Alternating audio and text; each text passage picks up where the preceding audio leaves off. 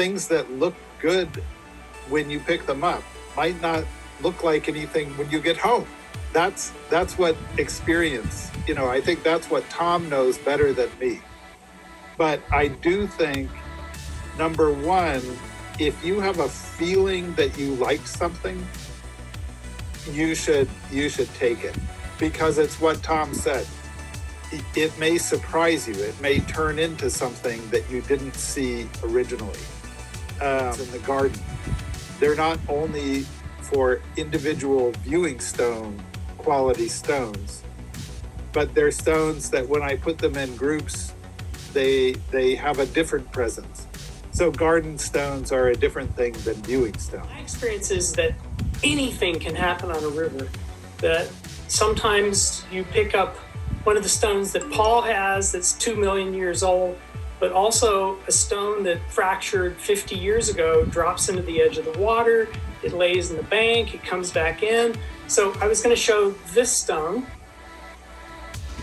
which also came from the Poudre River, Paul, and it shouldn't be there. It should have been smashed to bits. That's right. It should not have this shape, and yet there it was laying in the edge of the bank.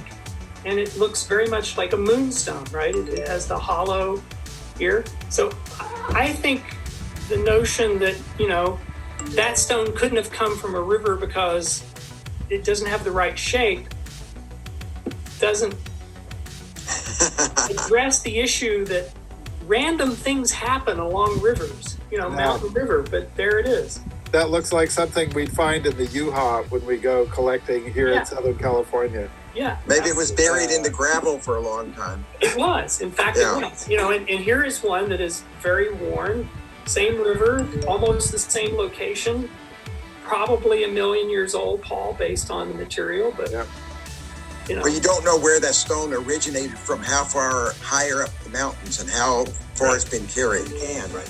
If they've got the right shape or form and the criteria, they can make good suiseki, or I prefer the term viewing stones because it's it's broader. So if it has those features that cause you to visualize or think of something else more than just the rock itself, create an impression in you, then yes, it can be a perfectly good viewing stone. The same is true with some minerals can be viewing stones, or even suiseki. Turquoise, for example, and malachite, and serpentine or serpentinite. There's a number of minerals that are used as viewing stones, not as common as a stone. A stone is just a mixture of different minerals. That's the only difference between a stone and a mineral.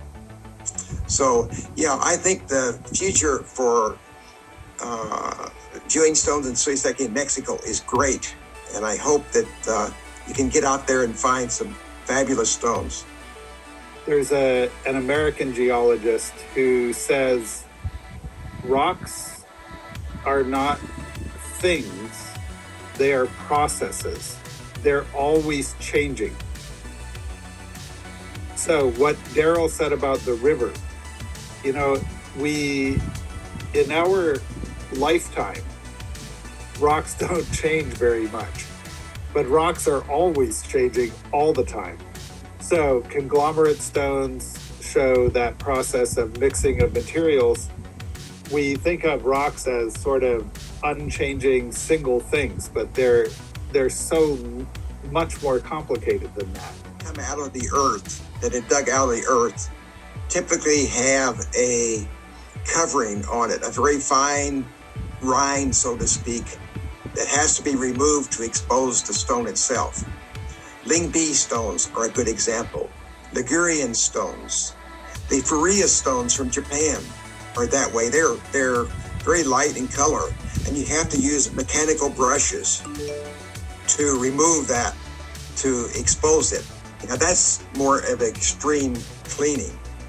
Well, some stones that you take out of California rivers where they have moss on them or algae, and that's fairly simple cleaning. Other stones may have calcium carbonate deposits on it. Then it becomes more of a question. Do you remove those to expose the original stone, or do you leave them on? Because to do that, you have to use vinegar or acetic acid, and you're already beginning to modify it, the surface of the stone. So you have cleaning can be anywhere from very light, moderate to severe cleaning. And I look at stones that have lichens on them. To me, lichens are a natural part of that stone. They're fused to the stone. So to me, a natural stone with lichens is natural. If you remove the lichens, you've altered it. You've altered the surface. You've altered the texture. Now, not everyone will agree with me on that, because I have friends that take a stone and the first thing they do is put them in bleach to get rid of all the organic material on it, all the living material.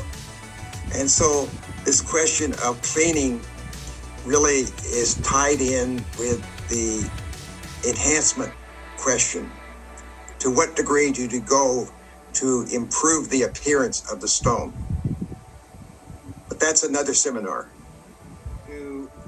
That is simple. I think this is a very important practical question. Well, just take a brush and warm soapy water, for example. Wet the stone, brush it. You can even soak it. I know some of the Ligurian stones are caked. They're caked with mud, and other stones come out, and you have to remove that mud using picks and things. So most of our stones that come out of their fast-flowing rivers are easier to clean than stones coming out of the earth.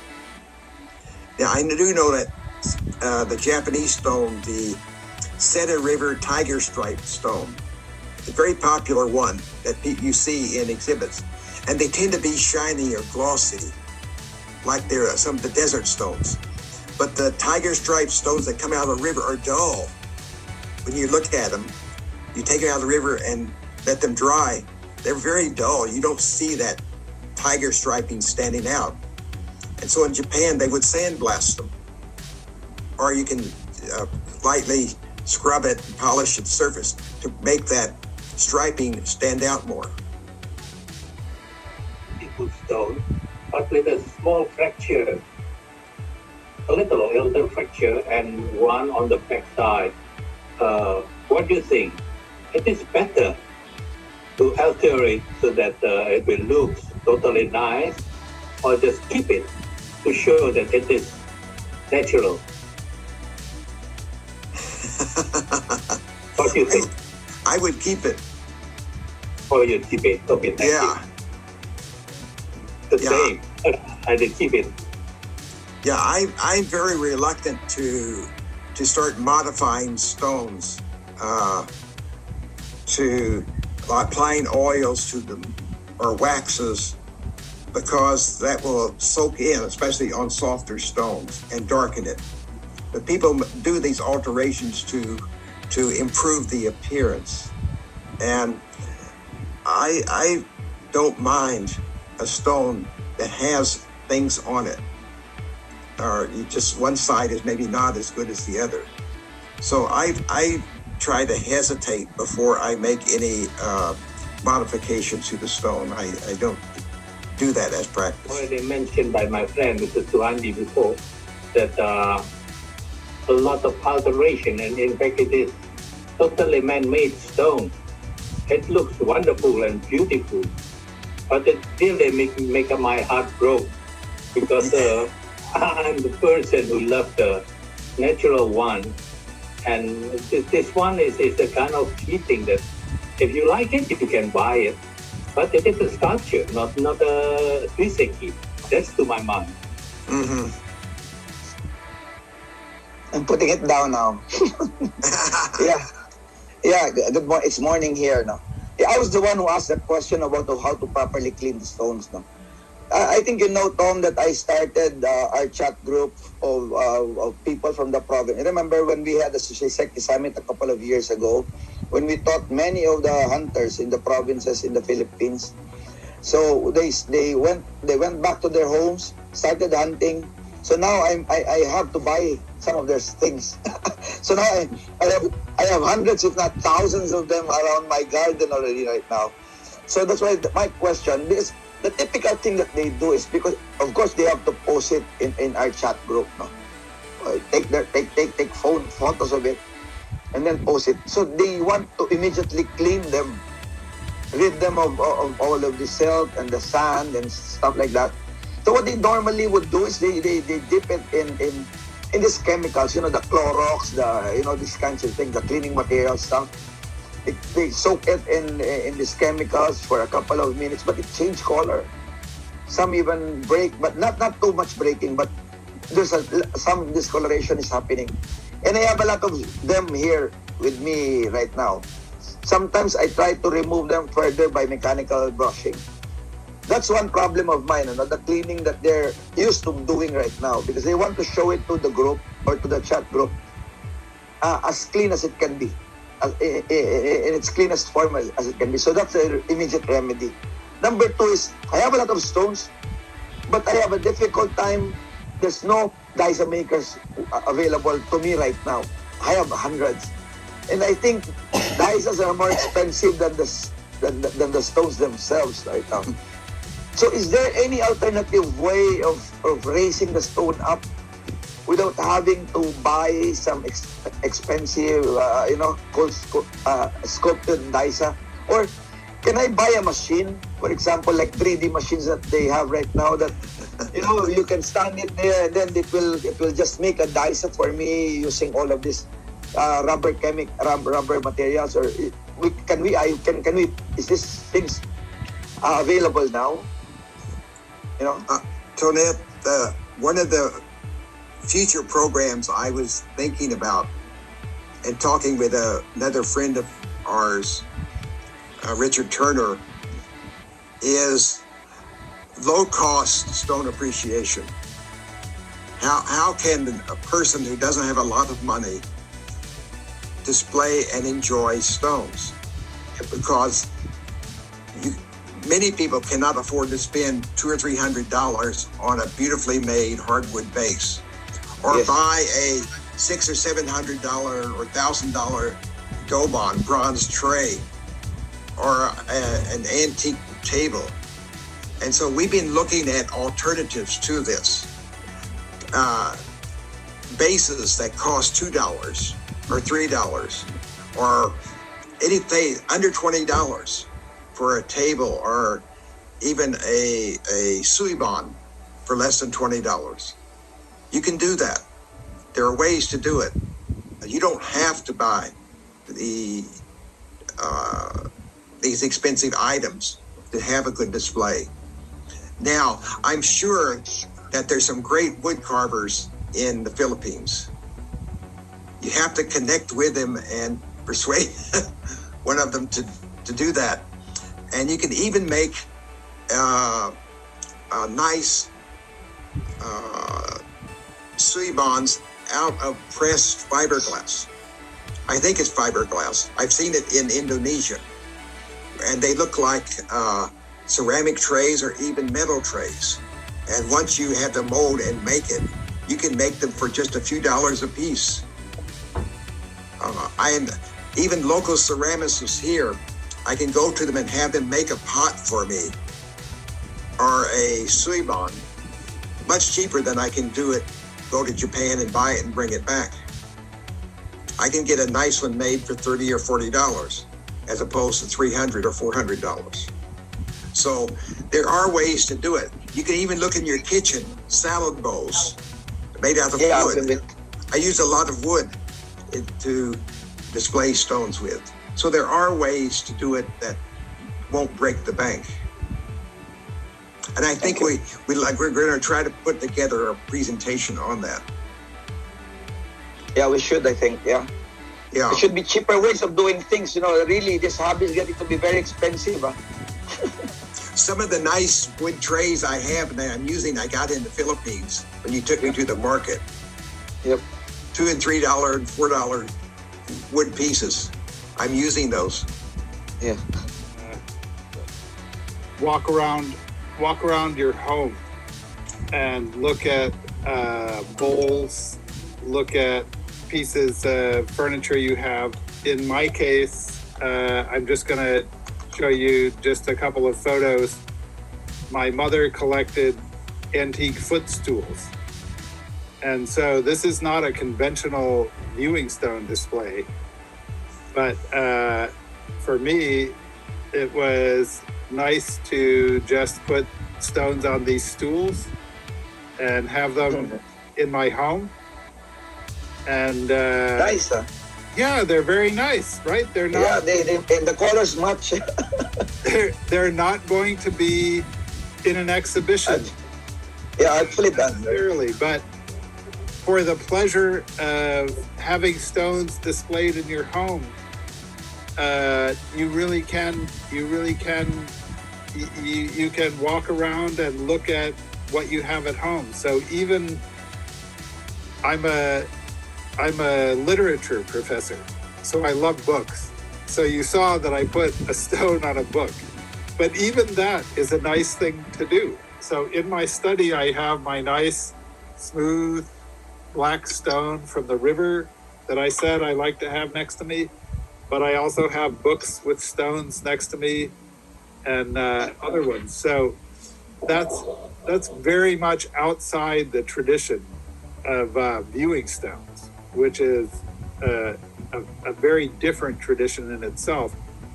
But I do think there is a real pleasure in looking at stones and then looking at things that you have and thinking about how they go together. It's just in the spirit of what Tom said. You don't need to go to Japan and buy a bronze fish, for example. There are a lot of things, little baskets and things that are native to the Philippine culture that you can use together with stones. And I think that helps develop a culture. It's called cultural adaptation. You're adapting that to the Philippine culture. And I think that's a good way to go. Yeah, I've been doing that. Remember, I have a museum, so I've been doing that. I've been combining both my art forms. That's why my next question is, how do we mix and match? Like what he was saying a while ago. What you have, what my hobby is already. Mixing and matching them. And develop something out of the ordinary. We've been doing that, but sometimes what happens is the artifact is bigger than the stone, so the artifact becomes the centerpiece, not the stone. You also learn the stone does not always have to be primary. The relationship of stone and base in viewing stone is very specific. So you might pay more for the daisa than you pay for the stone. You might want them to be one thing together so that they are one new beautiful artwork. When I was doing the stones and the stools, this was my mother collected these antique stools, and she died last year. So it was a very personal thing for me to remember her looking at the stools, but I saw the stools very differently because I was looking at the stones with them. So just, yes, maybe the object is primary and takes away the stone, but you also, like you rediscover stones, you rediscover stools. I also, very different answer to the question. I want to make sure that we say Brent gave very practical advice about daisas. You can make daisas out of air-dry clay. You shape them and sand the clay when they are dry. So I don't know if Brent, you want to say more about that, or Tom, you want to address that, but that's a very good, simple way to do this. On a stone, on a flat stone or a cup-shaped stone. So there are many alternatives. There are resins that are also used. You can mold to make a base. Now, go ahead.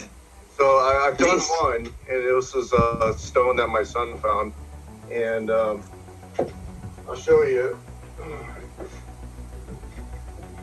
If you can see this, he found this little waterfall stone, And I bought the air dry clay, which you can get on Amazon. It's $10, and you can get about 2 pounds of clay.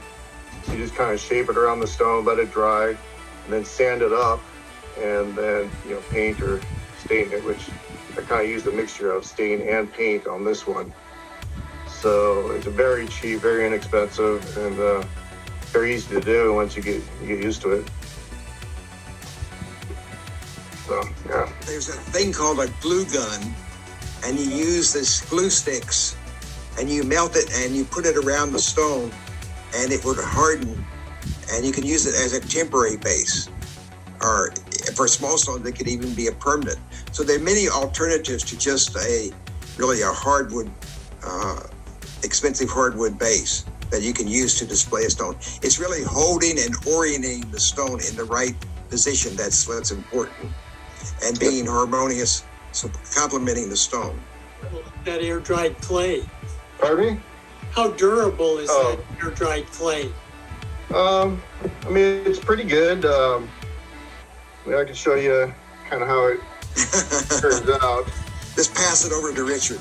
Yeah. I mean, this is not that old. We did that this year. Mm-hmm. The stone was collected last year. It takes a long time for the paint to really soak in and dry. So it kind of chipped a little bit. The paint came off of it. Got to refinish it. But I mean, my son is 8. I think he's a little too young for woodworking. So we found a little alternative, something that he can do. I kind of helped him with the sanding and the routing of the outside portion. But he had fun doing it. I mean, you could just push it right into the clay, form it, and kind of start working the feet, and then just let it dry. And then from there, you hand sand it and then paint it. And it was a nice little Suseki he collected. So. As Bondo is? I'd say it's similar when it's dry. Yeah. It takes some work to sand it. It takes a little bit of time, but it's softer than wood, I would say. It's just air dried, not kiln dried. Yeah, air dry. Yeah, it's on Amazon, $10 for like 2 pounds of it. It's called DAS, D-A-S. You guys want to look it up? Oh, nice. With regard to collecting, I remember when I first started looking for stones, I couldn't find anything because what I was looking for was something that was a Japanese style stone or a Chinese style stone.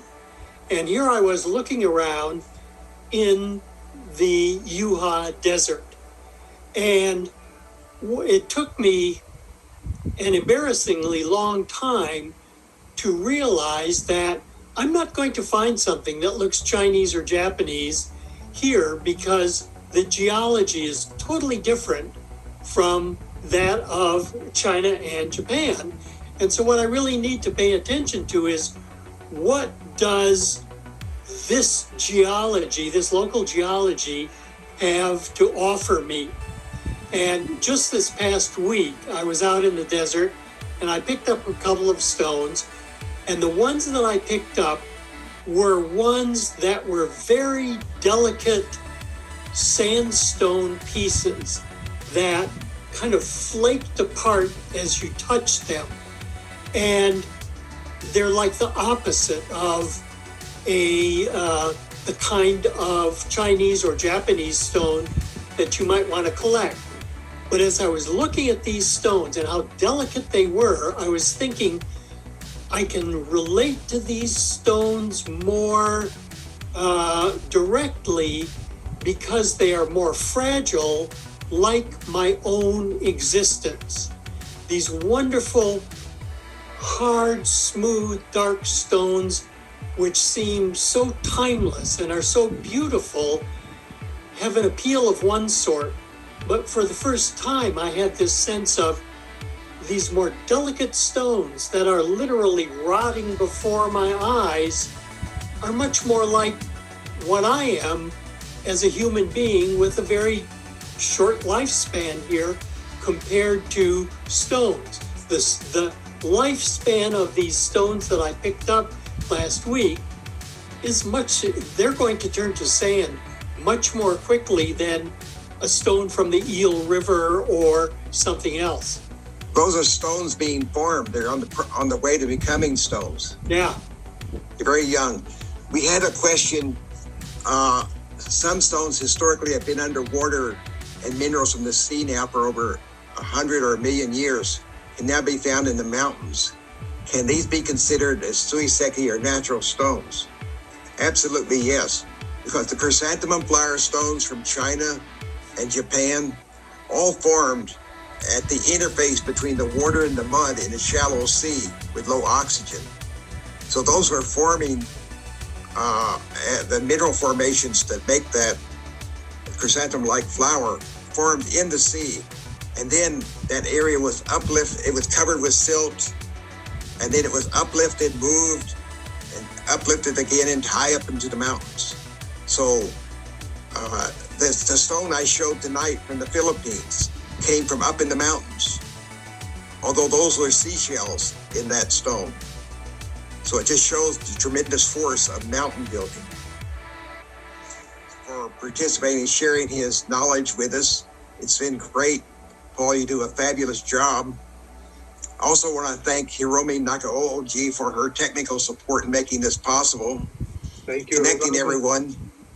And I want to encourage you to send questions. If you want your name on our mailing list, let me know. If you have ideas for future seminars, let me know. We have 5 different ones in the works now. We're developing. And if you want to participate, let me know. But we really appreciate your taking the time, roughly an hour and a half, to be with us tonight. And if you like this type of format, I want to continue with it, and we want to do it in such a way that it's informative to you, and it's beneficial for you to take the time out of your busy schedules to be with us. So let us know. You can say anything now or in the email, or just contact us. But help us improve these seminars so we can make them more informative and better for people to learn about viewing stone appreciation. Any last comments? Just thank you, Tom. You're a true believer. So you're dedicated to the cause of the love of stones, and you've welcomed all comers into a big tent. I think it's another virus we don't know about. Thank you. You're welcome. Thank you, Tom. Okay. And Thank you, Tom. if we didn't answer the question, send it by email. We'll try to answer it.